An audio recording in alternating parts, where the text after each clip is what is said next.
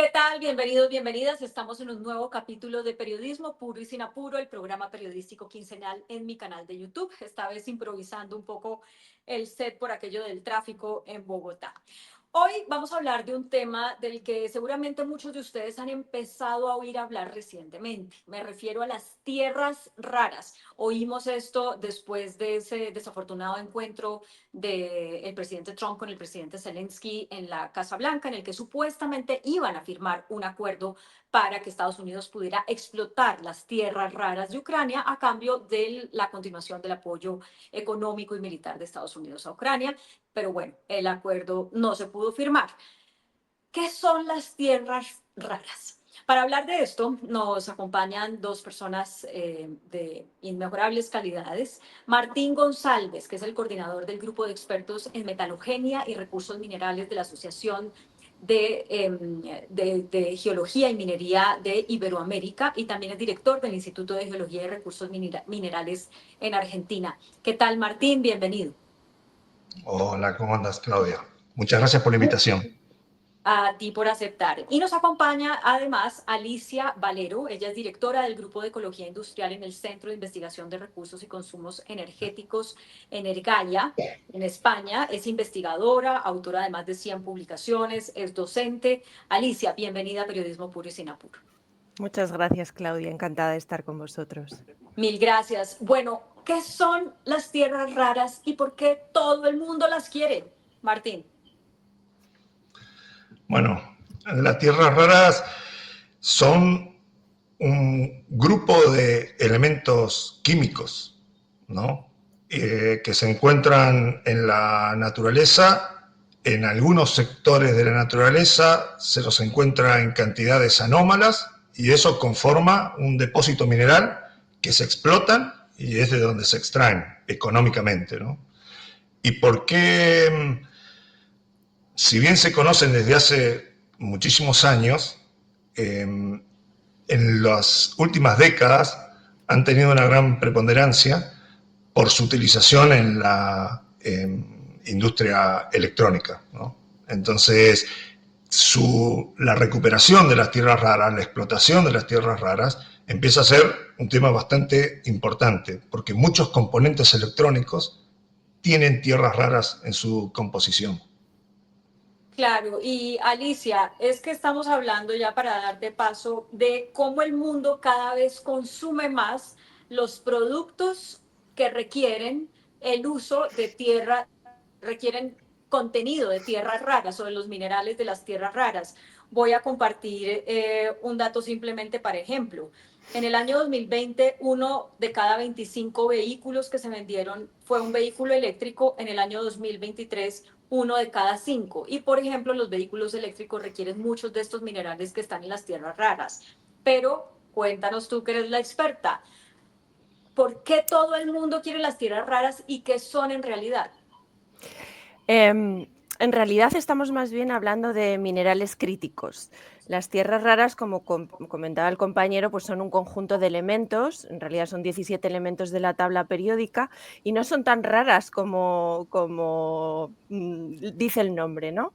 Lo que pasa es que son difíciles de extraer, son difíciles de separar unas de otras. En concreto, las tierras raras son fundamentales, sobre todo se habla mucho del neodimio, del disprosio. Esto forma parte de los metales, de los imanes permanentes que se encuentran pues, en todos los motores. Entonces son fundamentales pues, para cualquier equipo electrónico, como comentaba el compañero, pero por ejemplo también son fundamentales pues, para los molinos eólicos, ¿no?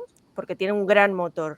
Entonces, por eso son tan codiciadas últimamente y también son muy codiciadas porque China pues, tiene la hegemonía de la producción de tierras raras, ¿no? Es cierto que hay reservas de tierras raras en muchos lugares, en Estados Unidos también hay tierras raras, en Europa en muchos lugares, pero todavía no se están explotando. Y más allá de las tierras raras, pues hay otros metales que forman parte de los vehículos eléctricos, como son todos los metales de la batería. Estamos hablando del litio, del manganeso, del níquel, del cobalto. Este sí que es extremadamente escaso, mucho más que las tierras raras. Y pues la transición energética y digital que tanto aspiramos todo el mundo para dejar atrás los fósiles, pues estos van a necesitar cantidades ingentes de nuevos materiales. Es decir, que pasamos de una dependencia de combustibles fósiles a una multidependencia de un montón de materias primas que son escasas. Pues ya con esto último que acabas de decir, Alicia, quiero plantearles a los dos que tenía prevista para más adelante, pero que yo sé que seguramente nuestra audiencia está pensando, pregúntale esto, ¿qué es?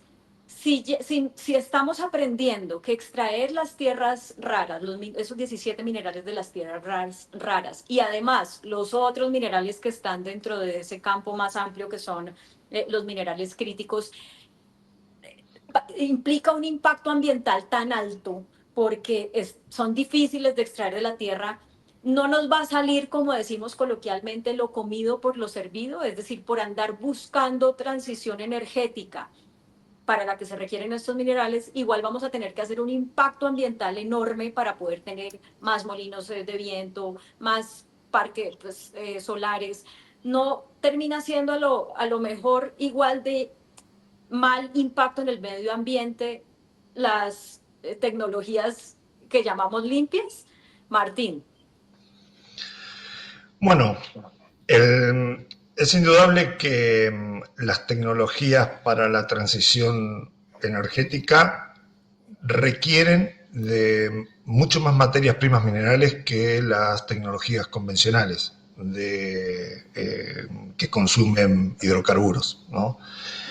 De todas maneras, yo entiendo que el impacto es mucho menor porque la extracción de minerales, la industria minera ha avanzado muchísimo en lo que son las tecnologías de extracción. Hay diferentes tipos de depósitos minerales y hay diferentes características de los territorios climáticos, y las características de la geología de los territorios que hacen que una explotación minera pueda impactar más o menos al ambiente. Yo creo que la minería es una actividad madre de la civilización humana, siempre ha existido, se requiere para el desarrollo y no solo la transición energética, sino también todo lo que tienen los avances tecnológicos, requieren cada vez más de producción mineral. Pero la industria minera también va innovando, va creciendo tecnológicamente y por lo tanto los impactos se van minimizando. Me parece que en eso es un punto bastante importante en lo que hay que prestar atención. Hay proyectos mineros como muy innovadores. Por ejemplo, las grandes minas de cobre en Chile, muchas de ellas ya utilizan en sus procesos agua salada, o sea, agua de mar. Ya no requieren agua dulce para sus procesos. Eso es un gran avance tecnológico que permite que, digamos, no utilizar agua dulce en procesos industriales. Y como esos hay muchos ejemplos. Y, bueno, por supuesto, me parece que la industria, al haber mayor demanda, mayor presión sobre la producción mineral, todo lo que son las políticas de monitoreo y de control tienen que ejercerse con mayor responsabilidad y la industria tiene que tomar también su responsabilidad, pero me parece que ahí hay un equilibrio. Alicia, la misma pregunta, además que entiendo que ese es tu foco de experticia, es qué tanto más o menos impactante, a pesar de lo que estamos sabiendo sobre el impacto de extraer los minerales de las tierras raras en el medio ambiente, qué tanto esto se vuelve igual de impactante que el uso de hidrocarburos para la generación de energía o no.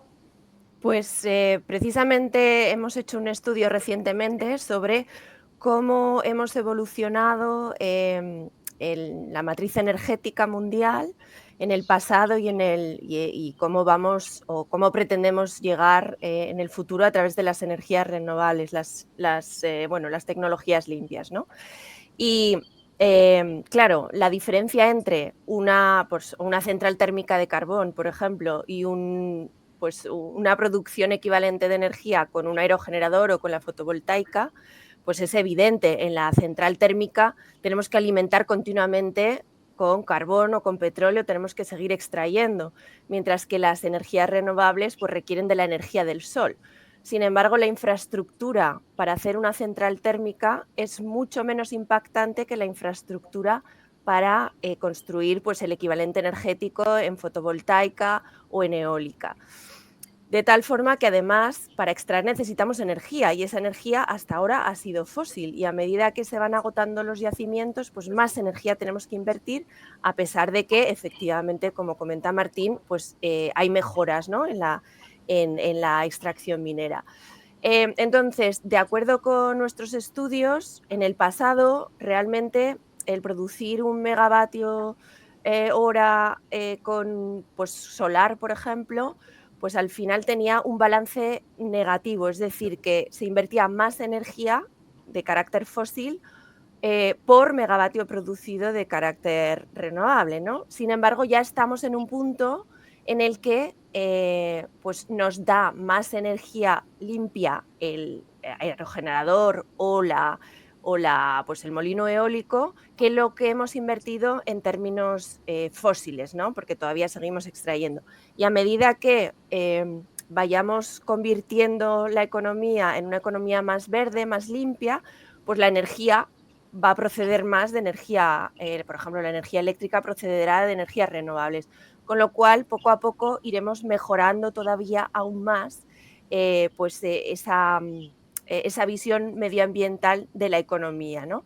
En definitiva, lo que quiero comentar es que es positivo, obviamente hay que ir a las energías renovables, que vamos a cambiar de la matriz fósil a la matriz multimineral y que aquí el problema viene en si vamos a ser capaces de suministrar las materias primas en el momento que las vamos a necesitar, porque la demanda está aumentando tan rápidamente que, claro, abrir un yacimiento cuesta mucho tiempo. Entonces, es probable que haya tensiones en cuanto a que momentos puntuales pues no haya suficientes materias primas para pues, realizar la transición que queremos. Y ahí es que voy a esta siguiente pregunta, que ya nos olvidamos olvidémonos por un momento del problema medioambiental. Pasemos a las realidades y las tensiones geopolíticas. Nos está diciendo Alicia, vamos a ver si tenemos minerales disponibles en el momento en que los necesitemos. Y por eso es que en este momento estamos viendo a Trump con su lema Make America Great Again, diciendo quiero Groenlandia, quiero Ucrania, quiero un montón de partes donde sé que están esos minerales de la transición energética, porque China me ha cogido toda la ventaja del mundo. China está en esto desde los años 90 y explota, el año pasado explotó el 70% de todos los minerales de las tierras raras, tiene la mitad de las reservas probadas, 90% de estos minerales, o sea, va muy adelante con respecto pues a las otras potencias. ¿Cómo están viendo ustedes dominó, este ajedrez más bien del panorama geopolítico, cómo puede evolucionar en materia de tierras raras, sabiendo dónde están las reservas y cómo están, quiénes son ahora los líderes que gobiernan el mundo? No sé quién se quiere aventurar a contestar primero esta pregunta. Dale, Martín. Bueno, acá este es un concepto interesante y de ahí nace el concepto de minerales críticos, ¿no? Justamente de esto que estás vos mencionando, que es el riesgo de suministro, también lo dijo aquí la colega. Acá pasa algo, acá hay un conjunto de minerales muy utilizados no solamente por las tecnologías de la transición energética, sino por muchas otras tecnologías, especialmente la industria electrónica, en donde la producción de esos minerales necesarios para esa industria es bastante acotada en muy pocos países, ¿no? Entonces ahí comienzan a generarse las tensiones. China es claramente uno de los principales países productores de la mayoría de los minerales críticos, ¿no? Si vamos a hablar de tierras raras, tenemos las tierras raras en un grupo de 17 elementos y están las tierras raras livianas que se utilizan para ciertas cuestiones de la electrónica y las tierras raras pesadas que son mucho más valiosas y son mucho más escasas. Bueno, China tiene gran parte, casi la totalidad de la producción de las tierras raras pesadas en el mundo. Entonces, toda la tecnología, toda la industria que requiere de tierras raras pesadas necesita de que China le venda las tierras raras pesadas. Y eso genera una gran tensión. Por eso empiezan a aparecer a partir del 2010 las listas de los minerales críticos. O sea, los países con gran desarrollo industrial empiezan a identificar estos minerales que no pueden asegurar su suministro en el futuro. Y de esa manera empiezan a no solo a buscarlo dentro de sus países, sino que además a buscarlos en regiones, entre comillas, amigas. Y es así como se ha expandido tanto el concepto de minerales críticos, y eso se habla en todos los países. La distribución de la producción de minerales críticos es mucho menos acotada que la producción de petróleo en el mundo, por ejemplo. La producción de petróleo está mucho más diversificada a nivel mundial. Los minerales críticos, no. Y es eso un tema de gran tensión, y por eso también muchos países están trabajando, están invirtiendo en la búsqueda de yacimientos según sus potenciales geológicos, y seguramente en el futuro cercano se encuentran muchos más yacimientos, y además también hay mucha inversión en el desarrollo de tecnologías para reciclado, ¿no?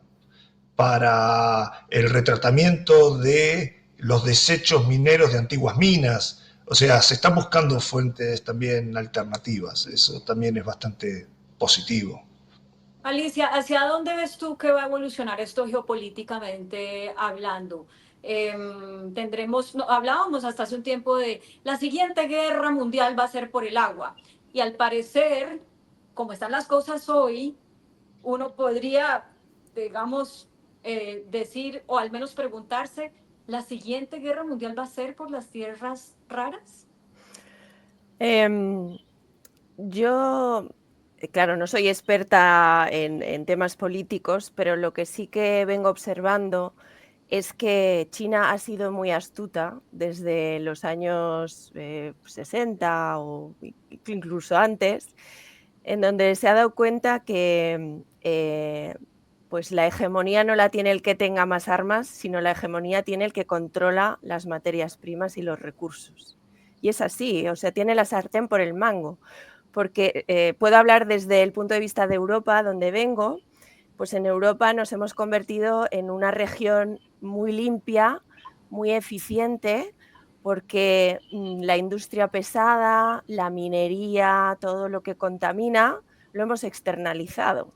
Lo hemos externalizado a China, lo hemos externalizado a Latinoamérica, lo hemos externalizado a África.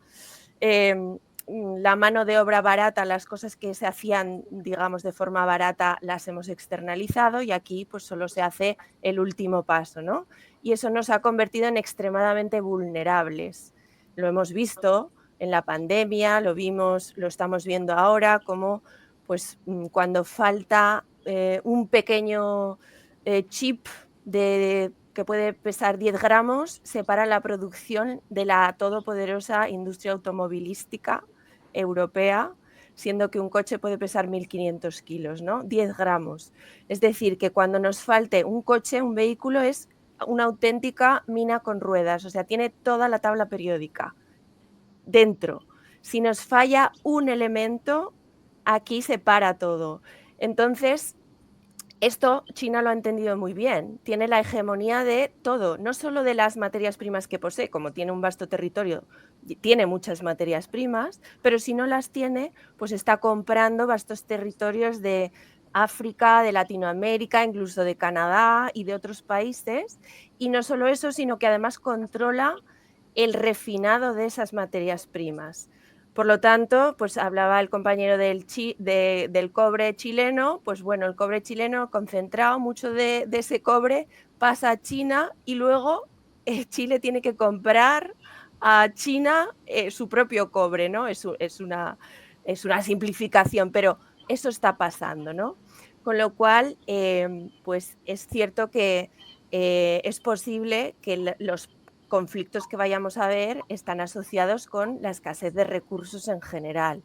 Y, insisto, China tiene aquí la sartén por el mango, en Europa, en Estados Unidos, en Norteamérica en general, pues se ha llevado una política de deslocalización de lo más contaminante y de lo más con menos valor añadido, pero ahora estamos en una posición completamente estamos completamente vulnerables, ¿no? Débiles.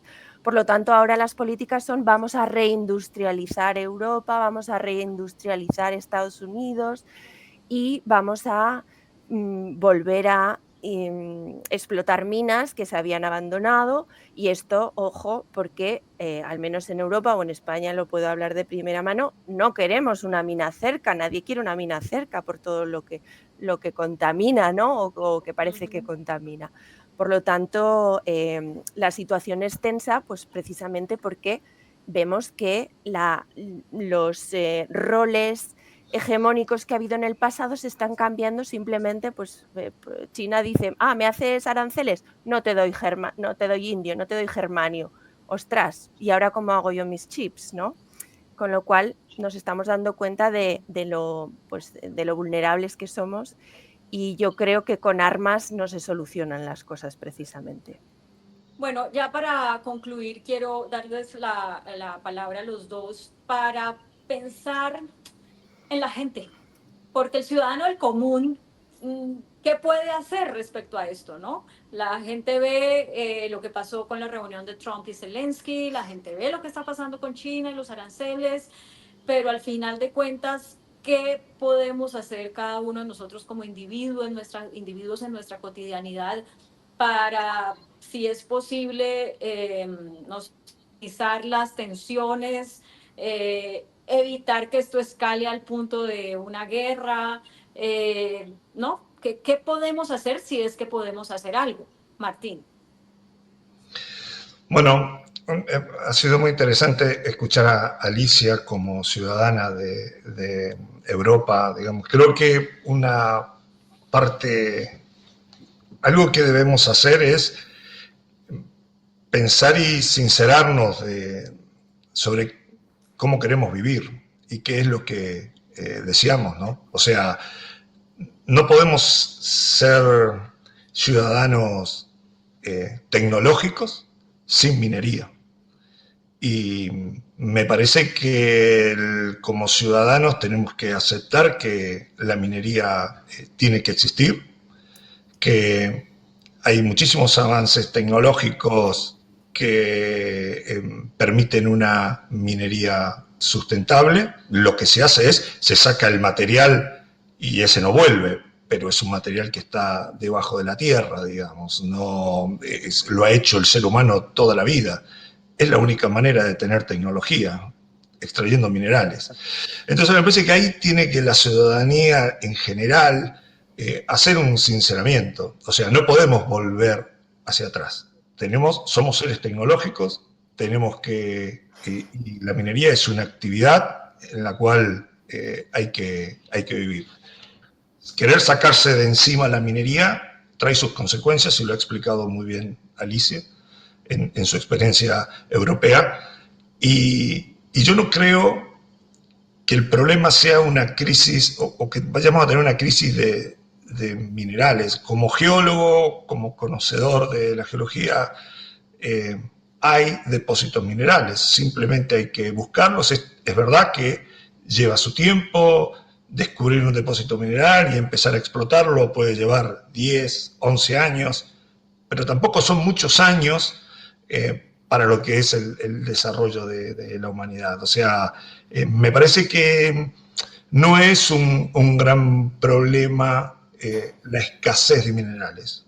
Es que muchos países abandonaron la búsqueda de los minerales, realmente, mientras que otros lo han buscado intensamente, desde Oriente hasta Occidente, o sea, Canadá, Estados Unidos, Australia, México, Brasil, nunca abandonaron la búsqueda de minerales. Por supuesto, Rusia, China, tampoco. Sudáfrica, hay muchísimos países, pero después hay una gran parte del mundo que no buscó más minerales por años.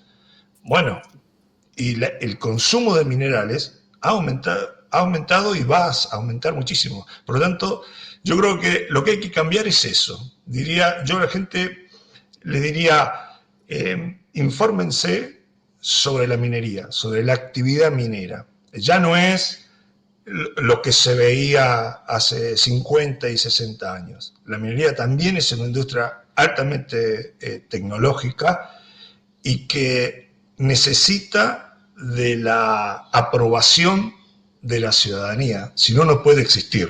Y la busca invirtiendo. Yo creo que eso es un tema de debate y creo que es parte de la solución del problema. Gracias, Martín. Alicia, un mensaje final tuyo en esta línea. Os voy a contar muy brevemente los resultados que hemos obtenido de un estudio que hicimos. Bueno, en España podríamos hacer la transición energética que se nos está planteando, considerando las reservas actuales de materias primas, ¿no? Y luego, ¿seríamos capaces de subsistir con el reciclado? Porque la economía circular es también importantísima, ¿no? Tenemos que recuperar esas materias primas que están en la tecnosfera, que hoy mismo se pierden. Entonces, bueno, pues la respuesta a nuestro estudio es que si todo el mundo quisiese hacer la transición energética que se está planteando en España y considerando las reservas actuales, ojo, reservas actuales, no quiere decir que aumenten en el futuro, que seguro que van a aumentar. Considerando las reservas actuales, no habría materias primas suficientes. Si considerásemos que el reciclado mejorase muchísimo, no seríamos capaces de satisfacer el 100% de las necesidades. Luego, como dice Martín, la minería va a ser fundamental. No podemos vivir exclusivamente del reciclado. Sin embargo, todavía estaríamos sobrepasando líneas rojas en cuanto a reservas. Hablo del litio, por ejemplo, hablo del cobalto, hablo del níquel, en parte el cobre también. Entonces, si no somos capaces de aumentar las reservas en tiempo y forma, como lo vamos a necesitar en poco tiempo, pues la única solución que tenemos para evitar conflictos, obviamente algunos países se van a poder desarrollar, pero si todo el mundo quisiese hacer esa transición rápida como hay que hacerla, pues o aumentamos muchísimo las reservas o no sería posible. Con lo cual, la solución, que creo yo la primera, antes que la minería, es plantearnos el modelo de desarrollo que queremos. Hay que reducir drásticamente los consumos, reducir aquello que es superfluo. Los vehículos son el gran elefante en la habitación, necesitan toda la tabla periódica. Podemos pintar de verde la economía, cambiamos un vehículo de combustión por un vehículo eléctrico, pues esto no va a ser posible.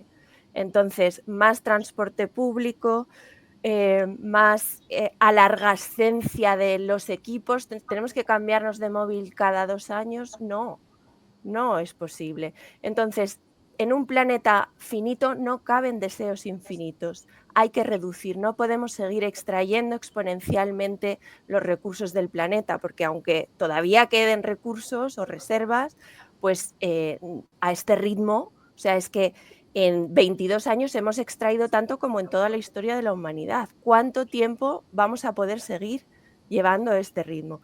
Por lo tanto, yo creo que hay que plantearse seriamente qué modelo de economía queremos.